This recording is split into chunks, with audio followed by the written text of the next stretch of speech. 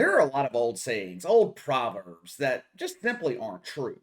Growing up as kids, how many times did you hear an adult say, "Sticks and stones may break my bones, but words can never hurt me"?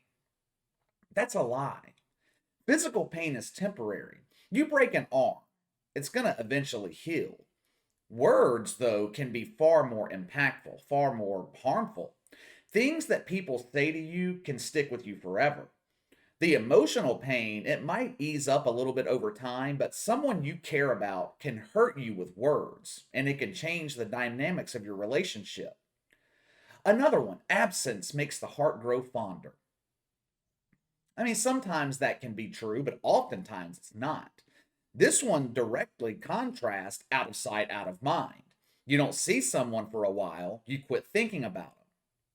Many old sayings have shades of gray like that to them, but there's one that's a little bit more black and white. Honesty is the best policy. You can only get away with lying for so long. In the moment, it can be easier to lie to someone than tell them the truth. But eventually, the truth always comes to the light. You can only keep something in the shadows for so long. The truth, it has a funny way of always coming out. Now, you might be thinking to yourself, why are you telling me all this? Because the entire premise of the woke agenda is based on a lie, the lie of systemic racism. Systemic racism is a myth. Have you ever noticed the far left, they never argue on the principles of their agenda alone.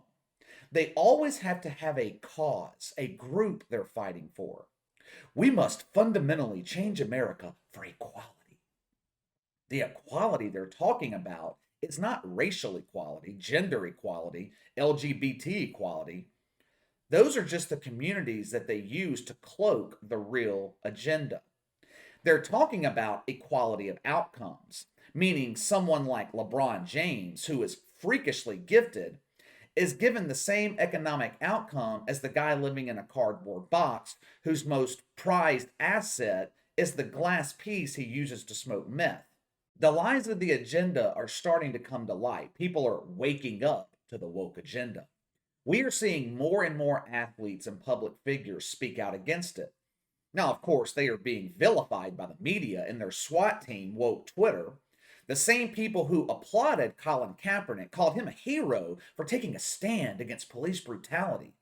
These same people are attempting to destroy Dave Chappelle, Kyrie Irving, Floyd Mayweather. We are seeing this every day now here in America. Athletes using their platform to promote a cause that's opposite of the agenda. Now, I don't necessarily like it. I believe athletes should stick to sports and let the activists handle things like that. But we are where we are. Sports were already politicized by the left, so it's only fair both sides are represented. Hopefully, one day we will reach a point where the NBA is about basketball, but I don't see it coming anytime soon. But not only are athletes beginning to take a stand here in America, we are seeing athletes across the world doing the same thing, making a real sacrifice.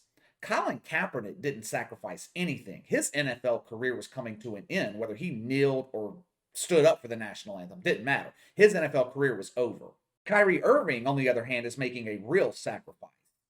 Quinton de Kock is making a real sacrifice. He is a professional cricket player in South Africa. Now, that might not seem like a big deal here in America, but cricket is huge in other countries around the world. Quinton de Kock is paid $500,000 a year to play cricket. Now, his salary is important here. This is not someone like Kyrie Irving. Although he's sacrificing over $30 million this season, Kyrie Irving has already made his millions. Floyd Mayweather is worth hundreds of millions.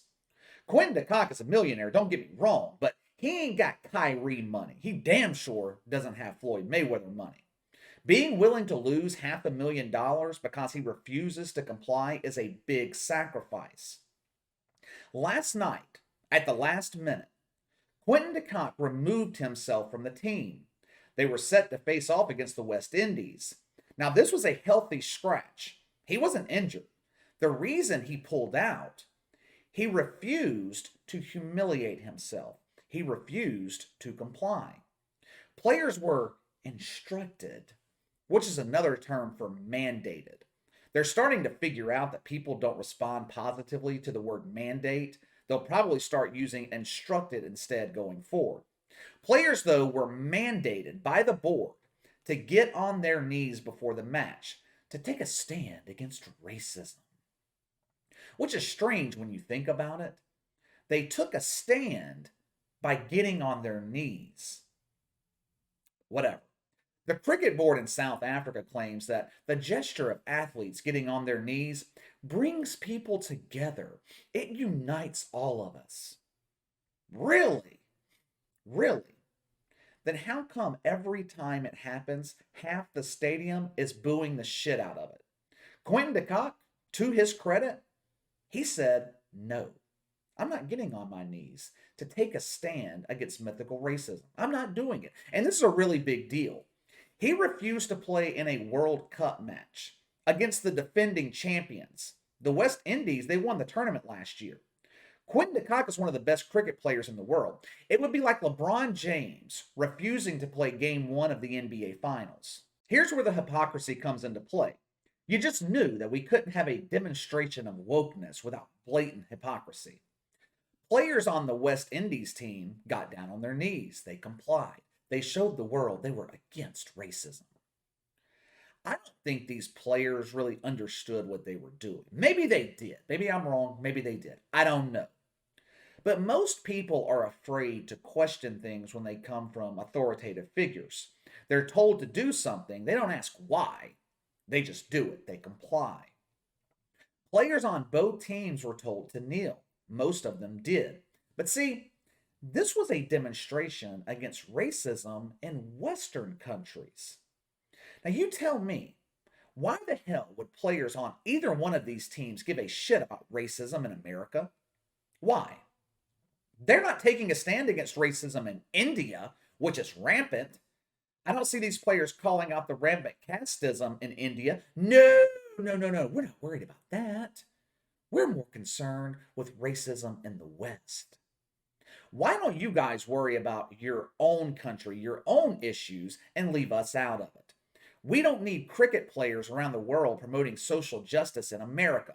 We have enough of our own dumbasses to deal with. We don't need yours. You know it's bad when Pakistan gets it right. Pakistan, a country linked to terrorism. Before their game, players from Pakistan stood with their hands over their heart, while players from India got down on their knees in submission. Quinton de Kock is going to land on his feet. There are teams in Australia interested in signing him because he is going to be cut from the Proteas, the club that he plays for in South Africa. Now, will he be welcomed to Australia with open arms? Doesn't seem likely. The woke media in Australia have already labeled him a racist. The term racist, it used to mean that you didn't like someone, you hated someone based off of their skin color. In 2021, you're labeled a racist if you don't comply with the demands of social justice warriors. Tony Armstrong is a broadcaster in Australia. This morning on ABC Breakfast, he said the following about Quinton de Kock refusing to kneel, quote, "How racist do you have to be to not just take a knee and do that in conjunction with your teammates to show support, to even pretend to show support? You've got to be pretty strong on your conviction not to," end quote. This short quote, it says it all. To not just take a knee and do that in conjunction with your teammates. Let me translate that for you. Why don't you comply with our groupthink, our demands, and fall in line with our agenda? Anytime someone refuses to comply, the left loses it. The other person is demonized. They are vilified, racist, homophobic, misogynist, hateful. Tony Armstrong ponders why Quinton de Kock wouldn't pretend to show support. That's where the woke agenda falls apart. Most people who align themselves or comply are simply pretending to show their support. They pretend because they don't want to deal with the consequences of defying them. Tony Armstrong was actually right about one thing. Quinton de Kock is strong in his conviction not to kneel, but not because he's racist. He is strong in his conviction, in his belief that you are not going to force him to do something that he does not believe in. Clearly, he does not believe in the woke cause. He's willing to sacrifice his career. He's willing to face the backlash. What he's not willing to do is get on his knees. Now, I want to thank all you guys who sent me this story yesterday. I received this story from several viewers, one all the way from Australia. Anytime you guys see stories like this, please shoot me an email and let me know. I can't have eyes on everything. I have several of you guys in Europe who keep an eye on soccer for me. I appreciate that too. But anytime you come across something that pertains to the channel, send it my way.